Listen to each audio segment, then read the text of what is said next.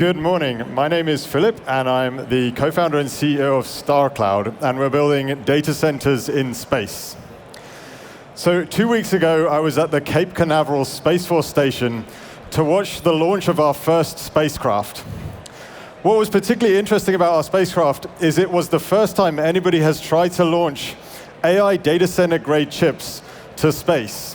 In particular, we were the first to launch the NVIDIA H100 chip, which is about 100 times more powerful GPU or AI compute than has ever been launched to space before. This satellite actually marks the first in a much larger vision to build almost all data centers in space. And today I will briefly make the case for this idea, the idea that the abundant energy and cold temperatures in space mean that it will soon make much more sense to build almost all data centers in space than it does to build them on Earth.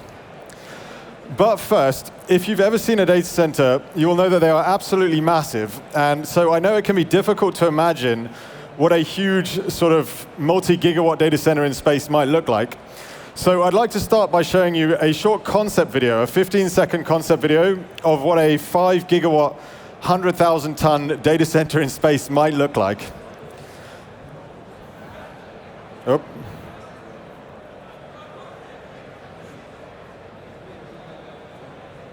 So this is a Starship-sized spacecraft with a 40 megawatt, 100-ton payload deploying to a 5 gigawatt data center with a 4 kilometer by 4 kilometer solar panel and a 1 kilometer by 4 kilometer radiator down the back there.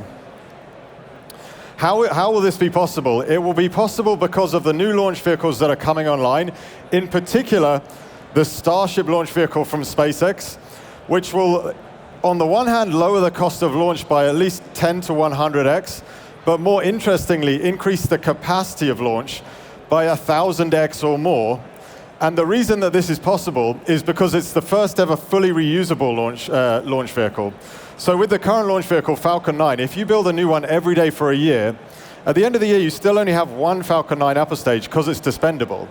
Whereas with Starship, if you build a new one every day for a year, which is a very conservative estimate on what they're trying to do, at the end of the year, you have 365 Starships because it's reusable. And you can fly at least 5 times the payload capacity of the Falcon 9. So what's coming down the line in terms of launch capacity is absolutely mind-blowing and will be a huge game changer. But we're not starting there. We're starting much smaller than that. So this is the spacecraft that we launched 2 weeks ago. It's a 60 kilogram small sat. It's about the size of a fridge. As I mentioned, it has the first NVIDIA H100 on board. We're doing 2 weeks of commissioning, and then we'll be the first to train a model in space, the first to run high-powered inference, in particular, inference on imagery from Department of Defense and other types of satellites. We're going to be the first to run a version of Google Cloud in collaboration with Google, a version of Gemini, called Gemma. So many new firsts coming with this, but it's the first of many. So next year in October, we're launching a much larger spacecraft that has 100 times the power generation, by far the largest commercial radiator in space. This will be the first commercial offering. It offers inference and cloud services to other satellites. And then from there, we scale up into the 2030s, where we'll launch the full Starship payload base size. I'm just going to show you a short video of the deployment of this spacecraft 2 weeks ago, because we got the most incredible shot of the deployment with a silhouette behind. So I'm going to show that to you now.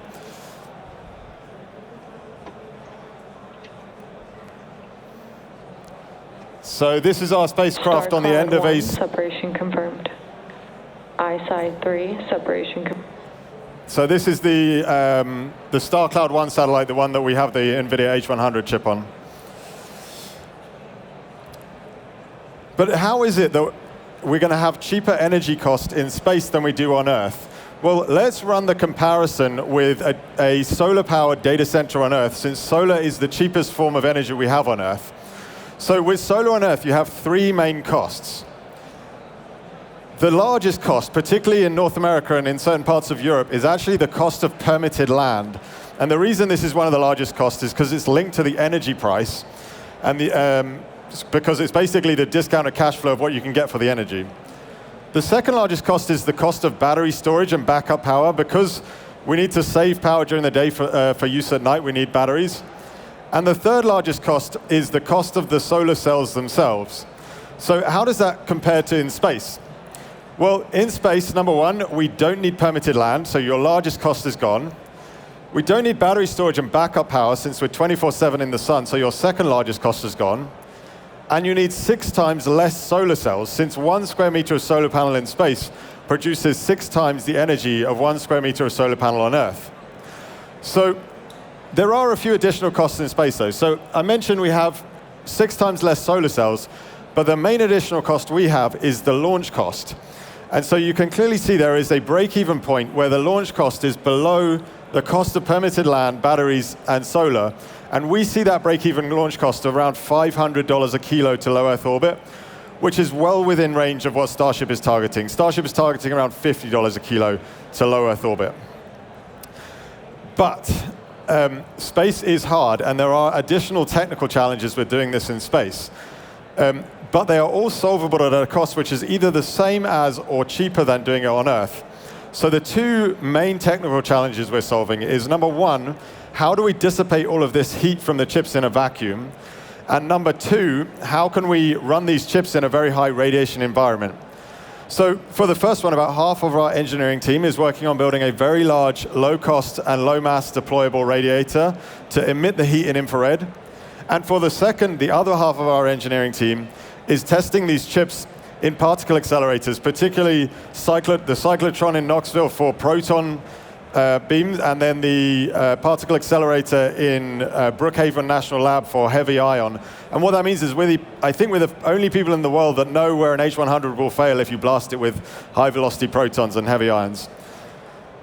There's other solutions coming around laser communication, around robotic maintenance, and around orbital debris mitigation that mean that for the first time, it really is both technically and economically feasible to build very large data centers in space. So 2 weeks ago, we launched the first AI data center grade chips to space. Within 10 years, most new data centers will be being built in space for the energy. And who knows, maybe in 50 years' time, we may have started work on a Dyson sphere to harness the full power of our sun. Thank you.